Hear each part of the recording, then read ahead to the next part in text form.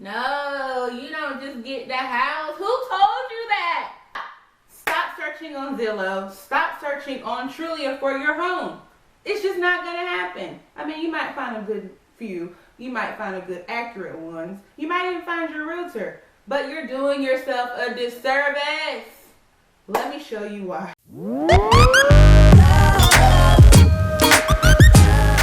Okay, hi guys, my name is Jenita Rogers. If you're already subscribed to this channel, then welcome back. But we're going to revamp it up. We're going to do it a little different. Everyone that's new, thank you for tuning in. Today I'm going to tell you why you shouldn't be shopping on Zillow. Or maybe actually I'm just going to tell you about the home process in general. I am a licensed realtor in North Carolina, so I know all about it. I work with a lot of first-time home buyers. A lot of first-time home buyers. And it can be stressful. It can be really, really stressful. But it's good stress. You want to make sure that the agent that you're working with is guiding you the entire step of the way. And before we even get into, I didn't know this, I didn't know that, oh my gosh, HGV told me, right? Because this is not HGTV, honey, this is real life.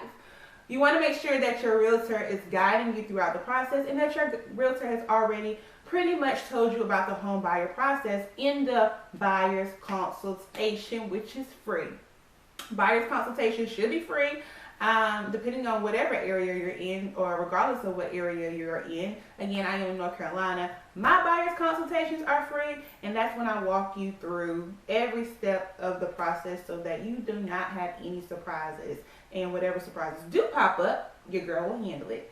So let's jump right into the home buying process. I'm going to break all of these down in different videos, so no worry if it gets overwhelming. I am going to break it down for you, honey, or gentlemen. I'm going to break it down for you, so just go ahead and hit that subscribe button so that you'll never miss another upload. We're going to talk about the offer. We're going to talk about the earnest money, the due diligence, the home inspection, the appraisal, the closing process. Honey, we're going to talk about it all. So let's just get right into it right now.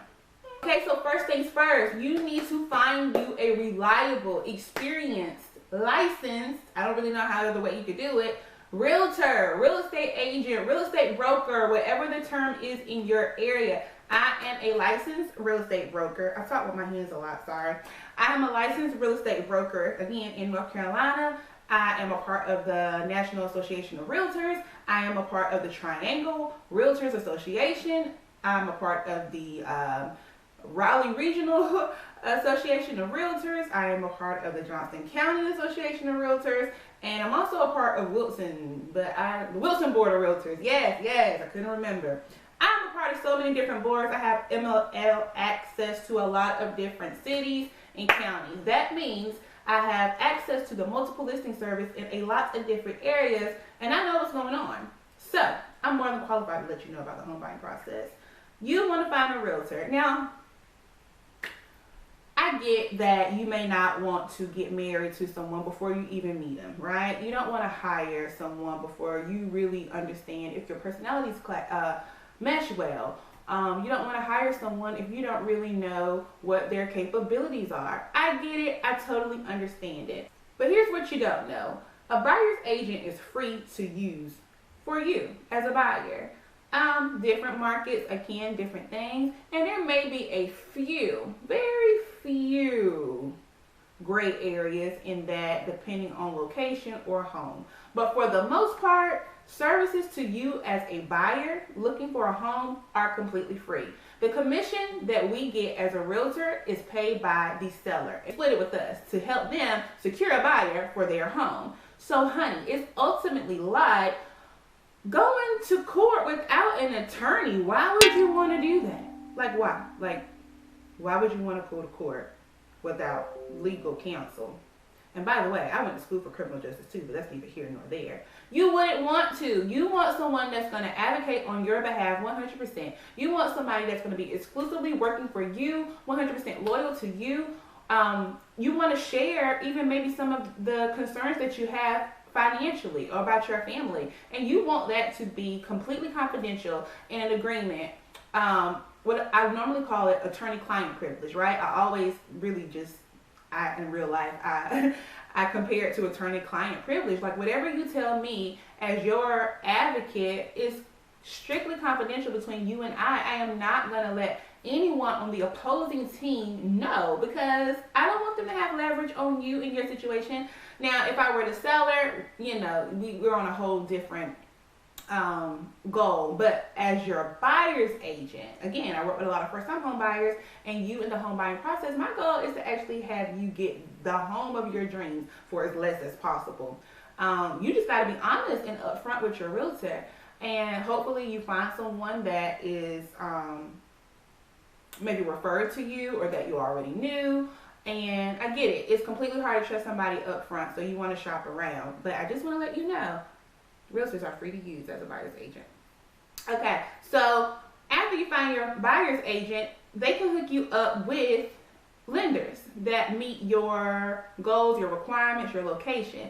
What I mean by this is that there are a lot of different home buying programs. So depending on your location, depending on if you're a first-time home buyer, depending on a lot of different factors, if you're ex-military, you would qualify for different programs, and your realtor can help match you with a specialized or a lender that specializes in that particular buying field. Now, if you already pre-approved or you already were working with a lender before you found your agent, that's completely fine. It happens all the time. There's really no right or wrong way to do this. Get your pre-qualification, and then maybe the lender will refer you to a realtor, or you know, that type of thing. But a lot of people that come to me are not pre-approved, and unfortunately a lot of people that come to me don't get pre-approved. I'm working with them. I'll talk about that later too. Anyway, if you have not already been pre-approved, it is in your best interest to have someone that's connected to multiple people in the mortgage lending industry, and it's just less work for you. It's just easier to have someone that's been networking out here in the industry, meeting other qualified professionals, referral partners, and team, and connect you with them when you connect with us. So that is the process. So first you want to find your realtor. Then you want to get pre-approved. Now again, the pre-approval process is dependent upon so many factors. Your credit score, your income, your debt, sometimes maybe even your assets, depending on what loan program you are looking for. So when it comes to income, I can't really tell you how much you're supposed to make. Your price range, it differs across the board. Some people are looking for a $300,000 home. Some people just want to start a home. Some people start a home is $500,000. Some people start a home is $120,000. You want to make sure that your income will cover your mortgage. And most of the time, there's a general rule that mortgage lenders are looking for. They're looking to see if you make, pretty much they're just making sure that when they add up all your monthly expenses, you are not maxing out or at zero, living paycheck to paycheck. Now, I know some of us, we still be living paycheck to paycheck, honey. But you know, if it ain't on paper, they ain't going to see it. And not my job. You make sure you can afford your mortgage. Honestly, if you ask me, renting is way more expensive than buying a home. You're paying someone else's mortgage anyway. You're paying a mortgage. It's just not your own. When it's your own, you get equity and financial setup. And when it comes to your pre-approval, they are looking at your income. They're looking at your debt to income, like I said. And I always say this. It doesn't matter if you make $1 million a month. If you have $950,000 in debt, that's a lot of freaking debt compared to how much money you're making. You don't have a lot of room for a mortgage or to be a home owner if things should mess up. If you need maintenance, you can't call maintenance. You can't. You gotta call somebody. You gotta call a contractor that's coming out of pocket. Okay, so now you got your realtor. Now you got your pre-approval. Your pre-approval is going to let your realtor know where your budget is. This is so exciting. This is the moment we all are waiting for. We can't show you houses if we don't even know what you qualify for. We can't show you houses if we don't really know what range we're looking in. Of course, you as the buyer, you should probably want to know around what you are comfortable paying a month, but we need that paper. We need that green light. We need the lender to say, he's good to go, she's good to go, and then we are zooming it. Let's start the search. So, in your buyer's consultation, hopefully your realtor has already went over your needs, your wants, your desired location, your desired school district, whatever is important to you and your family. Hopefully your realtor has already had like this conversation with you before she set you up with the lender. But if she did not, let's talk about it. You're pre-approved now. It's time to look for a home. What we are not going to do is just go out here touring all over America. What is important to you, buyer? What's important to you? Are you looking for Are you looking for 3 bedrooms and 2 baths? Are you looking for extra space for your office, considering especially everything that's going on right now? I know for me, even before COVID happened, I was looking for a room that I can turn into my office, a room that can turn into my work study, my workplace, where me and my boys could either just do arts and crafts and work in the same space. I didn't care if it was a extra dining area, as long as there was an extra space for me to convert into some type of working space. That's what I wanted. I really didn't care about anything else. I needed an extra space for my office, a huge backyard, and his and her sinks. And I don't know why I wanted his and her sinks, because ain't no his over here. But anyway, those are the things that's important to you. So those are the things that need to be important to us as your realtor. We know what your budget is, but are we going to be able to find homes that meet that budget? Are we going to need to reach back out to the lender and kind of ask for a little more because what you said you wanted is way below that budget in your desired location? Or will we probably have to go outside of your desired location to try to get more home for your money? Are you looking in a metropolitan area? Are you looking in a very, very urban area? Or is it okay if we move outside, kind of toward the outer town limits? Is that okay with you? Is commuting to work more important than you settling? You know what I'm saying? So that happens a lot. A lot of first-time home buyers I work with, they think they want one thing until they get out here and they realize they may have to compromise a little bit. But they're compromising, what they're compromising for way supersedes them settling for something they never wanted. Instead of being closer to the city and paying $250,000 for a 3-bedroom, 2-bath with no backyard and a busy street, is it okay if we come outside? Let's say you're in Raleigh in North Carolina. Is it okay if we come out to Garner, Clayton, where they're building a lot of new construction, but you can get a brand new build, 4 bedrooms, 2 baths, half an acre lot for the same price? It all depends on your location. None of these results are ever guaranteed. It's up to you and your lender and your realtor now to communicate and be on the same page. And that's why you want to hire a realtor, because all of that stress that you're thinking about, or maybe the things that you haven't even thought about, he or she can facilitate for you and advocate that on your behalf. So when you're sitting on Zillow and you're sending homes and getting excited, that home may already be under contract. And speaking of that, maybe you're in a very hot market where there's not a lot of time to go back and forth thinking about, is that home for you? So all of these questions and concerns need to be addressed up front. That way your realtor, when she's even driving or he's even driving, he can say, I think I found the house. It meets every single one of your needs. You know what I'm saying? That's very, very important. So what have we covered? Finding your realtor, getting approved, doing the search. Okay, now you found the home that you wanted. It meets your needs, it meets your price range, your family loves it. It's time to put in an offer. You don't just get the house. No, you don't just get the house. Who told you that? We have to put in a OTP, offer to purchase. And if that offer is accepted, it will legally be an executed contract. Let's talk about this offer to purchase. So what is an offer? This is the offer. That's the offer.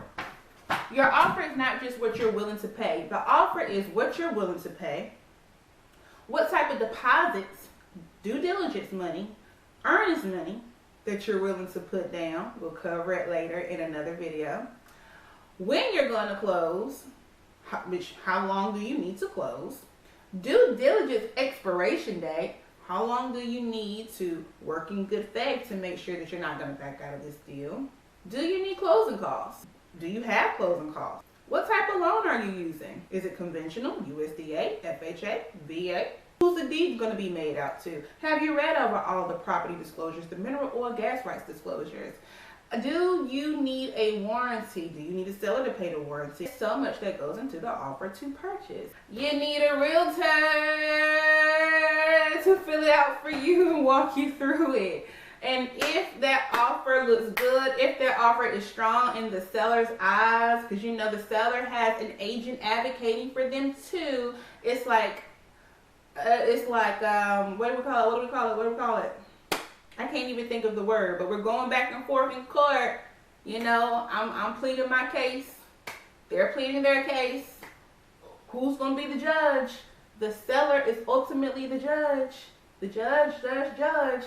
If your offer is accepted and they sign too, now you're under contract. Now they're saying that's your house. But now we got to put the go on the go-go.